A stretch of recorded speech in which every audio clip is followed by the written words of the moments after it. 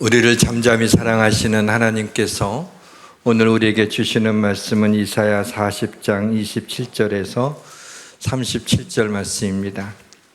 구약성경 1016페이지 이사야 40장 27절로 31절까지 교독하도록 하겠습니다. 제가 먼저 읽겠습니다. 야곱아, 어찌하여 네가 말하며 이스라엘아, 내가 이르기를 내 길은 여호와께 숨겨졌으며 내 송사는 내 하나님에게서 벗어난다 하느냐.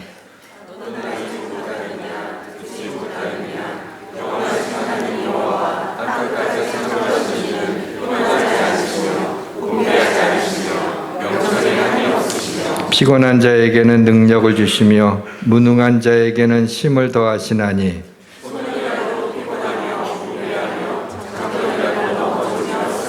같이 있습니다. 오직 여호와를 앙망하는 자는 새 힘을 얻으리니 독수리가 날개 치며 올라감 같을 것이고 다른 박질하여도 곤비하지 아니하겠고 걸어가도 피곤하지 아니하리로다. 아멘.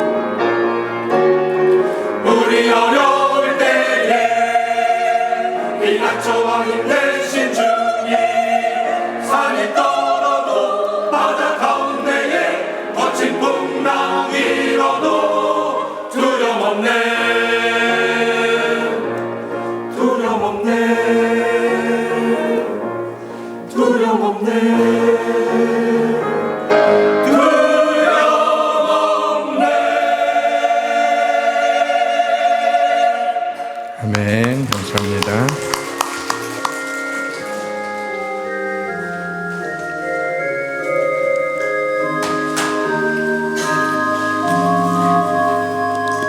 예수 우리 왕이여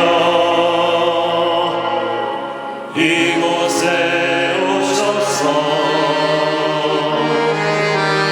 우리가 왕께 드리네 영광을 받아주소서. 우리는 주님의 백성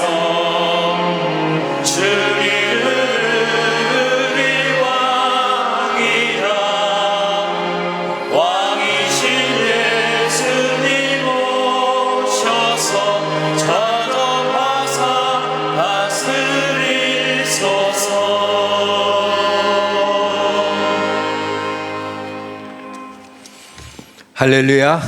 네. 만유의 주 되신 하나님을 찬양합니다.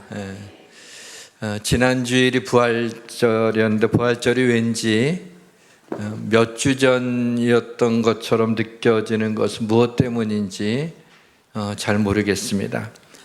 부활의 설렘과 기쁨이 너무 빨리 식었기 때문인가요? 부활의 기쁨을 오래 간직했으면 좋겠습니다. 부활의 주님이 40일 동안 이 땅에 계시면서 제자들에게 나타나셨으니까 적어도 앞으로 우리가 한 달 동안은 부활의 주님을 만난 부활의 기쁨을 가지고 살았으면 좋겠습니다. 어떻게 기쁨을 잃어버리지 않을 수 있을까 고민하다가 말씀 중에라도 우리 성도들과 함께 오늘 찬양했으면 좋겠다라는 생각을, 그런 감동이 왔습니다. 마음의 허리띠를 풀고 입술을 열어 내 안에 주의 영으로 찬양했으면 좋겠습니다. 주님이 부활하셔서 처음으로 제자들이 모여있는 곳에 나타났었을 때 두려움과 불안으로 가득 차 있던 공간이 부활의 주님이 나타나니까 순식간에 기쁨과 평안으로 가득 찬 공간으로 바뀌었습니다. 오늘 예배 가운데 부활하신 주님이 이곳에 오셔서 무채색의 공간을 생기로 가득 차게 하시고 하나님의 영광과 기쁨으로 채워주시기를 주님의 이름으로 축원합니다. 모든 것이 잘 될 것입니다. 그리스도인들에게 기쁨이라고 하는 단어는 참 잘 어울리는 단어입니다. 우리에게는 죄를 용서받은 기쁨이 있고 주님의 그 사랑으로 감격하는 기쁨이 있고 기도 응답으로 인한 기쁨이 있고 영으로 찬양함으로 인하여 솟아오른 성령의 기쁨이 있고 천국에 대한 소망으로 인한 기쁨이 있습니다. 그럼에도 불구하고 기쁨을 유지하고 살아가는 것은 쉽지 않습니다. 왜 그럴까요? 우리가 사는 세상이 험하고 고단해서일까요? 인생 자체가 수고와 슬픔뿐이기 때문인가요? 내 삶의 구조가 기쁨을 유지하기 힘든 구조를 가지고 있기 때문인가요? 근심, 속상함, 섭섭함 때문인가요? 아니면 우리의 믿음이 부족해서인가요? 이유가 무엇이든 그리 중요하지 않습니다. 기쁨을 회복하면 됩니다. 원래 우리에게 기쁨이 없었다면 기쁨을 회복하는 것은 쉽지 않은 일이지만 구원받아 하나님의 자녀가 된 사람은 그 마음에 하나님이 두신 기쁨이 있습니다. 죄사함의 기쁨, 구원의 기쁨, 성령의 기쁨이 있습니다. 내 마음에 없는 기쁨을 찾는 게 아니라, 기쁨을 새로 만들어내는 것이 아니라, 어떤 좋은 일이 생겨야 얻을 수 있는 것이 아니라 하나님이 우리 마음에 두신 기쁨을 다시 찾는 겁니다. 시편에 보니까 주께서 내 마음에 두신 기쁨은 그들의 곡식과 새 포도주가 풍성할 때보다 더하니이다 그랬어요. 영어 성경에는 푸시라는 단어를 사용하고 있어요. 내 마음에 두셨다. 그러니까 하나님의 기쁨을 우리 마음에 두셨다는 얘기입니다. 이것은 포도주와 새 곡식이 풍성할 때보다, 요즘 말로 하게 되면은 돈을 많이 벌었을 때보다도 더하다. 그 기쁨이 더하다고 말씀하고 있습니다. 그럼 어떻게 기쁨을 다시 찾아올 수 있을까요? 지금까지 너희가 내 이름으로 아무것도 구하지 아니하였으나 구하라 그리하면 받으리니 너희 기쁨이 충만하리라. 이보다 더 명료하게 기쁨을 회복할 수 있는 방법이 있을까요? 사랑하는 성도 여러분, 부활의 주님이 이 땅에 40일 계셨으니 우리도 적어도 앞으로 한 달 동안은 부활의 기쁨으로 살아야 한다고 말씀드렸지만, 사실은 십자가에 달리시기 전에 주님께서 우리에게 내가 너희에게 보혜사 성령을 보내주리니 내가 너희와 함께 영원토록 있겠다고 약속하셨습니다. 우리가 평생 사는 동안 부활의 주님이 우리와 함께 하시고 기도와 간구로 응답받은 기쁨으로 인생을 살아내시길 주님의 이름으로 축원합니다. 사람들이 죽기 전에 꼭 해야 할 일, 버킷리스트라는 것이 있습니다. 거기에 많은 사람들이 산티아고 순례길을 말하는 그 길을 좀 걸어가 보는 것이 나의 버킷리스트라고 말하는 분들이 많았습니다. 그때 저도 덩달아서 별 생각 없이 산티아고 순례길을 걷는 것이 내 버킷리스트라고, 누가 그런 걸 물어보게 되거나 물어보지 않아도 그냥 내가 내 버킷리스트는 산티아고 순례길을 걷는 거라고 그렇게 말하곤 했습니다. 근데 솔직히 말하면 너무 멀고 너무 힘들고 너무 돈이 많이 들어서 사실은 갈 생각이 별로 없습니다. 그러니까 버킷리스트죠.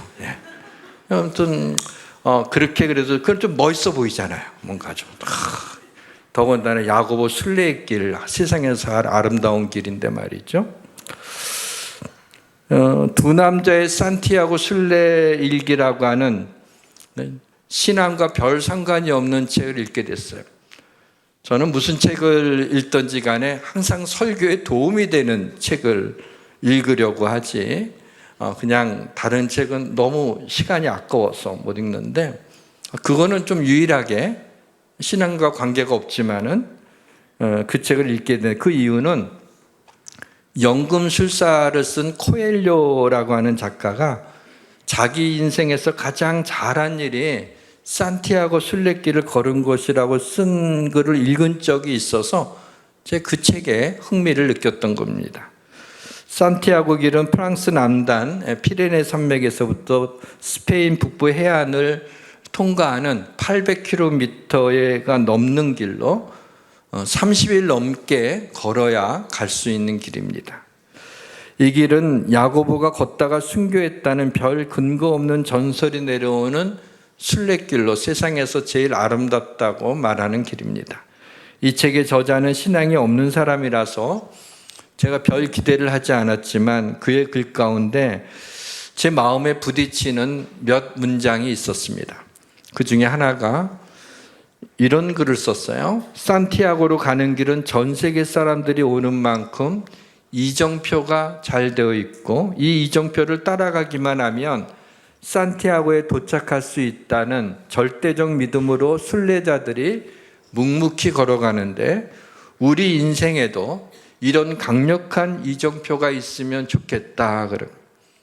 이 글을 읽자마자 저는 거의 목사의 본능적 감각으로 그 저자에게 외쳤습니다. 물론 혼잣말 한 거지만은 이렇게 외쳤어요. 우리 인생길에는 이보다 더 강력한 이정표가 있습니다. 이 이정표를 따라가기만 하면 산티아고하고는 비교할 수 없는 천국에 갈 수 있을 뿐만 아니라 이 이정표를 따라가는 동안 인생에서, 그 인생길에서 천국의 삶을 누릴 수 있습니다. 우리의 인생길의 이정표는 바로 내가 곧 길이요 진리요 생명이라고 말씀하신 예수 그리스도입니다 하고 혼자 외쳤습니다. 우리는 인생길을 걸어가는 순례자들입니다. 한 번밖에 걸어갈 수 없는 길이기에 그럭저럭 살아서는 안 됩니다. 즐기기만 하면서 살아서도 안 되고 힘들게만 살아서도 안 됩니다. 어디를 가는지 모르고 걸어가서도 안 됩니다. 인생길을 걸어가기 위해서는 분명한 목적지를 알고 그 길을 걸어가야 되는 겁니다. 길은 목적지를 향하여 앞으로 걸어가야 되는 것이기 때문에 자꾸 뒤돌아보면 앞으로 나아가는 게 더뎌지게 됩니다. 산오라면 비바람이 몰아치기도 합니다. 그러나 그것을 두려워하지 마십시오. 몰아치는 비바람에 옷과 신발이 다 젖은 것이 문제가 아니라 정작 두려운 것은 길을 잃어버렸을 때입니다. 길을 잃어버려서 갈 곳을 찾지 못해서 헤매이게 되면 불행한 것입니다. 그러나 길이 아무리 험해도 길을 잃지 않고 걸어갈 수 있는 사람은 행복한 사람입니다. 사랑하는 성도 여러분, 지금 비바람이 몰아치고 있습니까? 두려워하지 마십시오. 주님이 우리 인생길에 동행하고 계십니다. 우리에게는 돌아갈 천국이 있음을 믿으시기를 바랍니다. 우리가 힘든 것은 너무 많은 것을 짊어지고 인생길을 걸어가려고 하는 데서 비롯된 것이 아닌가라는 생각이 듭니다. 물론 할 수만 있으면 풍족하게 넉넉하게 좋은 것을 많이 가지고 인생길을 걸어가는 것 좋습니다. 그러나 이 많은 소유는 사용할 때 의미가 있는 것이지, 단지 들고 다니다 어깨에다 메고 다니다 인생의 종착지에 이를 것을 그냥 이르게 된다면 이보다 더 미련하고 어리석은 것은 없습니다. 어릴 때 땅 따먹기 놀이를 많이 했습니다. 내가 서울에 살았지만, 그래도 사대문 안에 살았지만 그 뒷골목에 그 주택들 뒤에 보게 되면은 전부 다 흙으로 되어 있었습니다.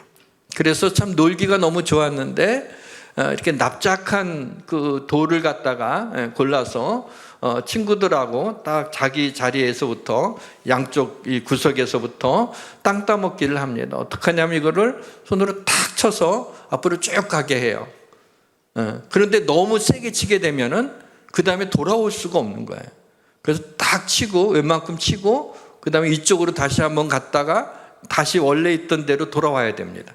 그럼 그 땅은 내 땅이 되는 거예요. 그래서 근데 진짜 자기 땅이 되는 느낌이었어요. 그때 어릴 때.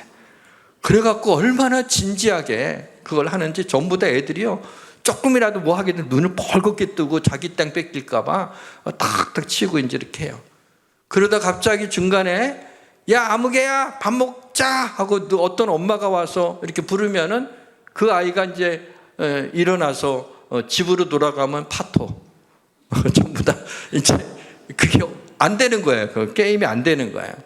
그래갖고 이제 일어서 나오는데, 그렇게 땅을 많이 크게 이렇게 그렸어도 하나만 일어나게 되면 거기에 거놨던 내 땅들은 아무런 의미가 없게 되는 거예요. 그 다음날 와보게 되면 그 줄근 것도 다 지워져 있는 것을 보게 됩니다. 아무리 강남의 땅 부자라 할지라도 하나님이 아무개야 이제 그만 올라오렴, 그러면 모든 것을 내려놓고 천국에 가야 되는 것입니다. 사랑하는 성도 여러분, 우리 모두의 인생길에 하나님의 영광의 빛이 비치고 은혜의 단비가 내리고 사랑의 꽃을 바라보며 감사의 지팡이를 가지고 기쁨의 산을 넘고 평안의 강을 건너 저 천국을 향해 걸어가는 축복의 순례자들이 되시기를 주님의 이름으로 축원합니다. 우리의 두 발은 이 땅에 굳게 서 있습니다. 그러나 우리의 두 손은 하늘을 만지지 못합니다. 그래서 이 땅의 현실적인 문제를 만나게 되면 힘들어하는 것입니다. 삶의 고통도 좀 익숙해져서 고통을 느끼는 그 감각이 좀 무뎌지면 좋으련만, 아무리 고난을 당하고 고통을 겪어도 다시 그런 고난과 고통이 오게 되면 통점은 여전히 펄펄 살아남아 있어 고난이 올 때마다 아프고 힘들어합니다. 그것이 우리의 인생입니다. 하루 동안에도 낮과 밤이 있는데 하물며 한평생 인생을 살면서 어찌 인생의 밤이 없겠습니까?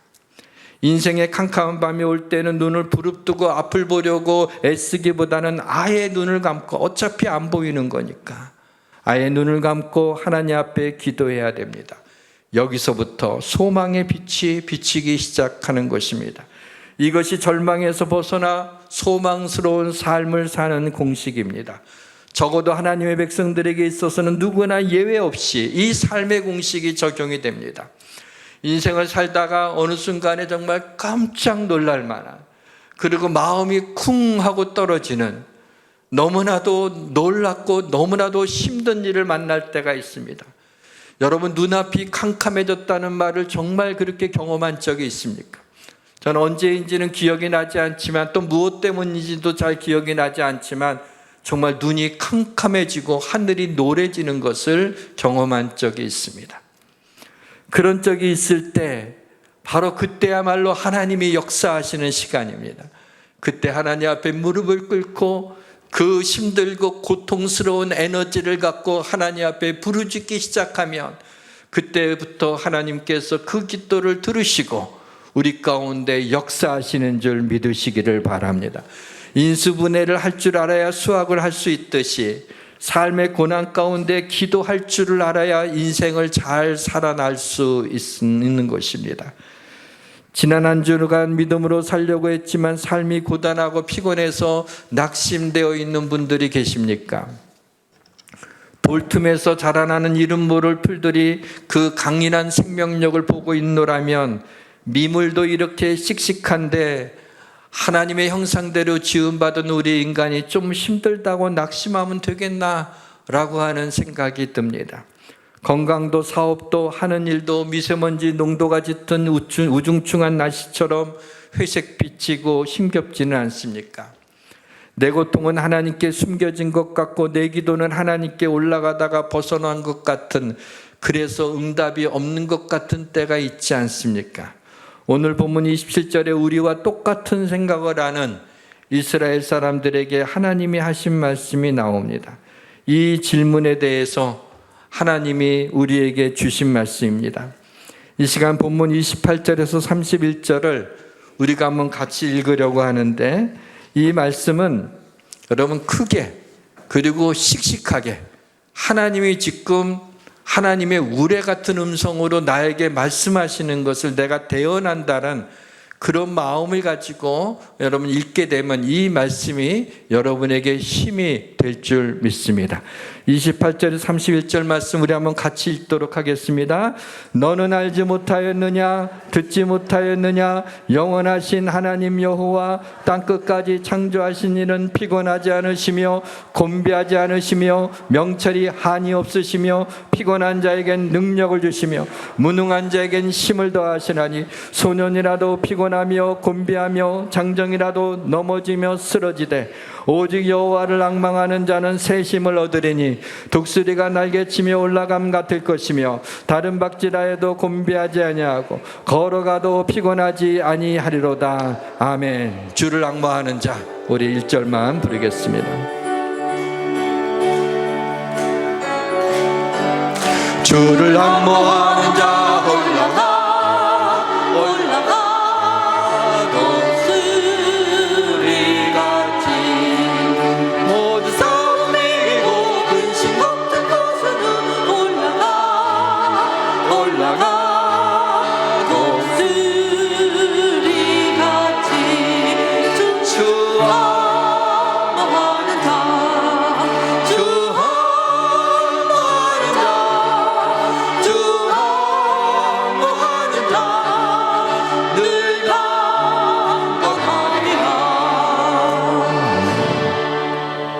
여호와 하나님은 피곤한 자에게 능력을 주시는 분입니다. 여호와 하나님은 무능한 자에게 힘을 더하시는 분입니다. 사람은 누구나 피곤하고 곤비하며 넘어지며 쓰러지지만 여호와를 앙망하는 자는 새 힘을 얻게 될 것입니다. 여호와를 앙망하는 자는 독수리가 날개치며 올라간 같이 세상을 향해 힘찬 날개짓을 하게 될 것입니다. 사랑하는 성도 여러분, 여호와를 앙망하는 자가 되어 다른 박질하여도 곤비하지 아니하고 피곤하지 아니하고 새 힘을 얻으시기를 주님의 이름으로 축원합니다. 주님의 이름으로 축원합니다. 하나님의 살아계심을 믿습니다. 하나님의 전능하심을 믿습니다. 그런데 하나님이 지금 나의 고통에 대해서 왜 잠잠하시는 겁니까? 아무리 기도해도 내 송사가, 내 기도가 하나님에게서 벗어난 것처럼 아무런 응답이 없느냐 말이죠. 이것은 오늘날 많은 그리스도인들의 질문입니다. 제가 역으로 다시 질문 드리고 싶습니다. 정말 그렇게 말할 수 있을 정도로 하나님 앞에 부르짖었습니까? 정말 하나님의 전지전능하심을 믿습니까? 하나님은 그의 자녀가 고통을 당할 때 모르시는 분이 아닙니다. 우리의 머리털까지 세신바가 되었다고 말씀하시는데 하나님이 우리의 곤고함과 우리의 마음의 슬픔과 아픔을 모르시겠습니까? 외면하시겠습니까? 하나님의 뜻이 있기 때문에 우리에게 고난을 허락하신 것입니다. 믿음으로만 그 뜻을 알 수 있습니다. 믿음으로만 그 고난을 이길 수 있습니다. 믿음으로만 고난이 변하여 복이 되는 그런 은혜를 누릴 수 있습니다. 결국에는 믿음의 문제인 것입니다. 고난의 크기가 아니라 믿음의 크기가 더 중요한 것입니다. 믿음은 하나님의 말씀을 듣는 데서 생성되는 것입니다. 그래서 하나님의 자녀들은 하나님의 말씀을 통하여 힘을 얻습니다. 하나님을 자기 도움으로 삼고 하나님을 자기 힘으로 삼는 자는 복이 있습니다. 하박국 선지자가 이렇게 고백합니다. 주 여호와는 나의 힘이시라. 나의 발을 사슴과 같게 하여서 나를 나의 높은 곳으로 다니게 하시리로다. 다윗은 이렇게 외쳤습니다. 나의 힘이 되신 여호와여, 내가 주를 사랑하나이다. 세월이 흐를수록 절감하는 것은 우리의 힘으로 컨트롤할 수 없는 일들이 너무나 많다는 것입니다. 우리의 삶에 가장 중요하다고 생각하는 생명, 그리고 물질, 평안, 건강, 자녀, 이 어떤 것도 웬만큼 노력하면 되겠지만은 궁극적으로는 우리가 어떻게 할 수 있는 영역이 아닌 것입니다. 하나님의 손가락 하나만 까딱하시면 우리의 생명도 잃어버릴 수가 있는 것입니다. 그리스도인들은 이것을 깨달은 사람들입니다. 그래서 하나님의 은혜를 구하며 하나님의 뜻을 구하는 것입니다. 오늘 하나님이 주시는 말씀이 여러분의 삶의 힘이 되기를 주님의 이름으로 축원합니다. 저는 할 수만 있으면 믿음을 작은 유리병에 담아다가 여러분에게 하나씩 떡 주시듯이 드리고 싶습니다.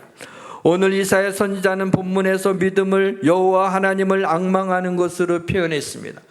여호와 하나님을 앙망하는 것은 어떻게 하는 것입니까?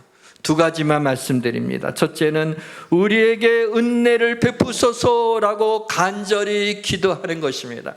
하나님의 은혜가 필요합니다. 하나님의 은혜가 없이는 살 수가 없습니다. 하나님의 은혜가 나를 구원해 주는 것입니다 라고 하며 우리가 어떤 고난과 어떤 힘들고 아픈 일이 있을지라도 하나님의 은혜를 간절히 구하며 기도하는 것입니다.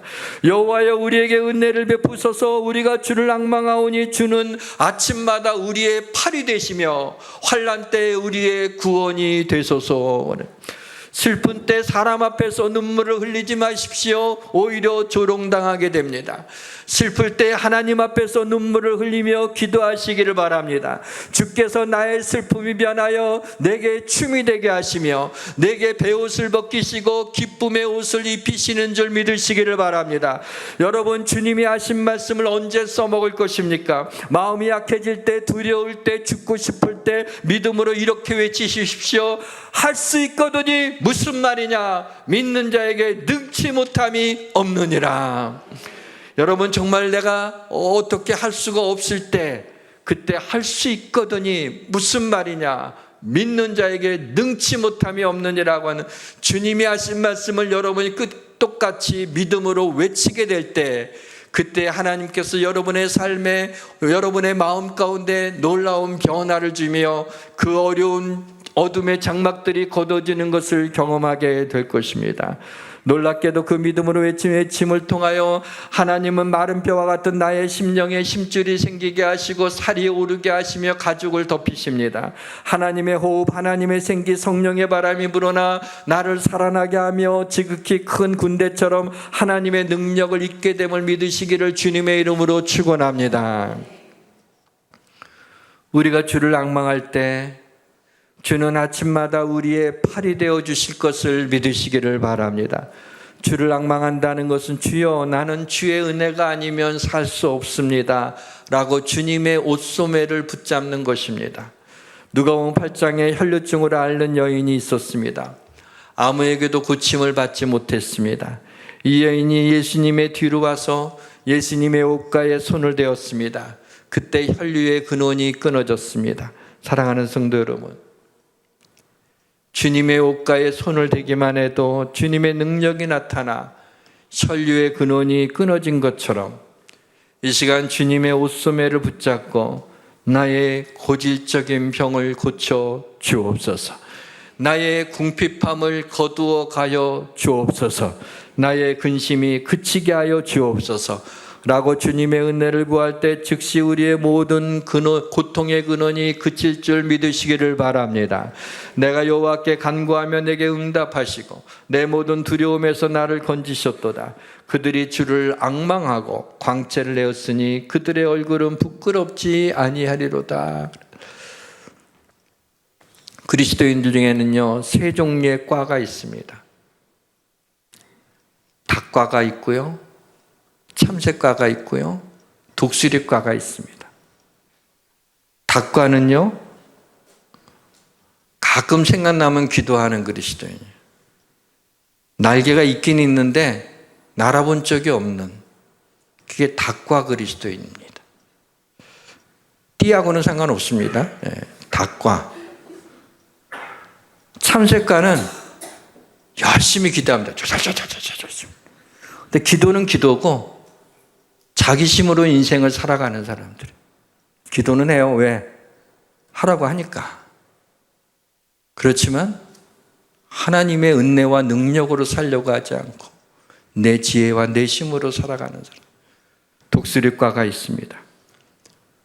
독수리가 하늘을 나는 건요, 그냥 피기만 하면 됩니다. 몇 번 펄럭거리면서 하늘에 올라가기만 하면 기류를 따라서 날아가는 겁니다. 바람이 불면 더 좋아합니다. 성령의 바람을 타고 인생을 살아내는 그리스도입니다.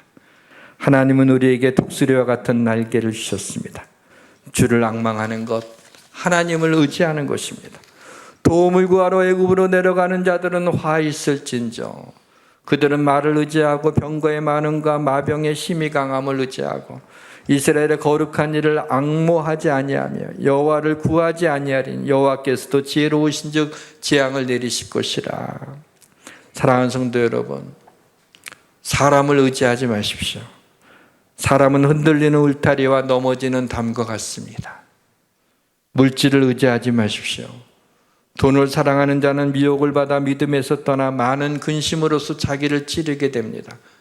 많은 물질이 자기를 찌르게 됩니다. 자식을 의지하지 마십시오. 자식은 하나님이 주신 선물이지 의지할 대상이 아닙니다.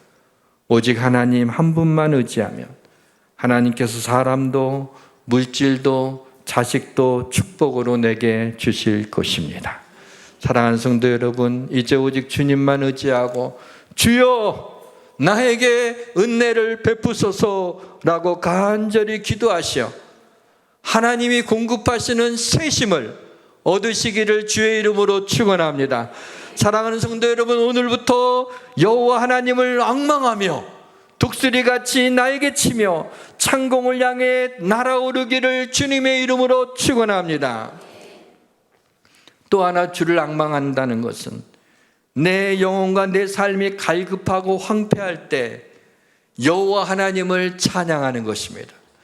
보통은 하나님을 찬양하는 것은 내가 감사할 때, 내가 기쁠 때, 내가 하나님의 영광을 바라볼 때 하나님을 찬양합니다. 그런데 오늘 말씀 가운데서 여호와를 앙망하는 때는 바로 내 삶이 갈급할 때입니다. 내 삶이 황폐한 것 같이 다 무너져 내릴 때였습니다. 시편 63편 1절에서 7절은 다윗이 유대 광야에서 목마를 때입니다. 다윗이 가장 고통스러울 때였습니다. 다윗이 유대 광야에서 목마르며 앞길에 어떤 길이 펼쳐질지 알 수 없는 그 길에서 다윗이 이렇게 하나님 앞에, 이 시편은 노래죠. 찬양입니다. 이렇게 하나님을 찬양합니다. 제가 1절에서 6절을 한번 읽겠습니다. 하나님이여 주는 나의 하나님이시라. 내가 간절히 주를 찾되 물이 없어 마르고 황폐한 땅에서 내 영혼이 주를 갈망하며 내 육체가 주를 앙모하나이다. 내가 주의 권능과 영광을 보기 위하여 이와 같이 성소에서 주를 바라보았나이다. 주의 인자하심이 생명보다 나음으로 내 입술이 주를 찬양할 것이라. 이러므로 나의 평생에 주를 송축하며 주의 이름으로 말미암아 나의 손을 들리이다. 골수에 기름진 것을 먹은과 같이 나의 영혼이 만족할 것이라. 나의 입이 기쁜 입술로 주를 찬송하되 내가 나의 침상에서 주를 기억하며 새벽에 주의 말씀을 작은 소리로 읊조릴 때 하오리니 주는 나의 도움이 되셨음이라. 내가 주의 날개 그늘에서 즐겁게 부르리다. 그랬어. 가장 힘들 때였습니다. 목마르고 황폐한 땅에서 앞으로 어떤 일이 펼쳐질지 알 수 없는 땅에서 주는 나의 도움이 어떻게 해요? 되셨습니다. 과거형으로 이미 하나님이 나를 도우셨습니다라고 그렇게 고백하며 내가 주님의 날개 아래에서 즐겁게 부르리이다라고 하나님을 찬양하게 될 때 하나님이 다윗을 책임져 주셔서 그의 길을 인도해 주시고 이스라엘의 가장 위대한 왕으로 하나님의 마음에 합한 사람으로 다윗을 하나님이 사용하셨습니다. 사랑하는 성도 여러분, 이왕 하나님께 쓰임 받으려면 좀 제대로 쓰임 받아야 되지 않겠습니까? 하나님의 터치를 느끼려면 제대로 느껴야 되지 않겠습니까? 여러분이 가장 힘들고 어려울 때 그때야말로 오히려 더 큰 믿음을 가지고 여호와 하나님이 나의 하나님이요 하나님이 나를 이미 구원하셨으며 하나님이 나를 축복하셨음을 믿습니다라고 여러분 미리 선불 감사를 드리시기를 바랍니다. 그러면 하나님께서 주님의 이름으로 간구하는데 하나님이 모른 척 할 리가 없어요. 그건 네 생각이고 이러지 않으신단 말이죠. 물이 없어 마르고 황폐한 땅에서 내가 해야 할 일은 내 영혼이 주를 갈망하며 내 육체가 주를 앙모하는 것입니다. 주의 영광과 권능을 보기 위하여 성소에서 주를 바라며 주의 인자하심이 생명보다 나음으로 내 입술이 주를 찬양할 것입니다. 주의 인자하심이 찬양합시다.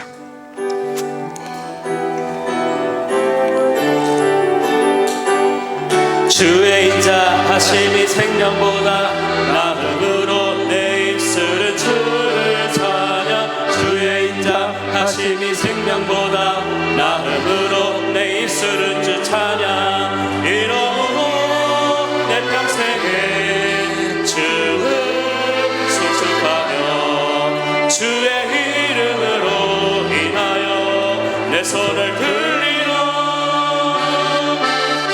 주의 인자하심이 생명보다 나음으로 내 입술은 주를 찬양. 주의 인자하심이 생명보다 나음으로 내 입술은 주 찬양. 1부 때는 전부 다 이 찬양이 나오자마자 얼마나 크게 박수로 찬양하는지 몰라요. 여기 예수양교회 아닌가 여기? 다시 한번 부릅시다. 주의 인자하심이 생명보다 나음으로 우리 심차게 박수치면서 부르겠습니다. 주의 인자하심이 생명보다 나음으로 내 입술은 주를 찬양. 주의 인자하심이 생명보다 나음으로 내 입술은 주 찬양. 이러므로 내 평생에 주를 수축하며 주의 이름으로 인하여 내 손을 주의 인자하심이 생명보다 나음으로 내 입술은 주를 찬양. 주의 인자하심이 생명보다 나음으로 내 입술은 주 찬양.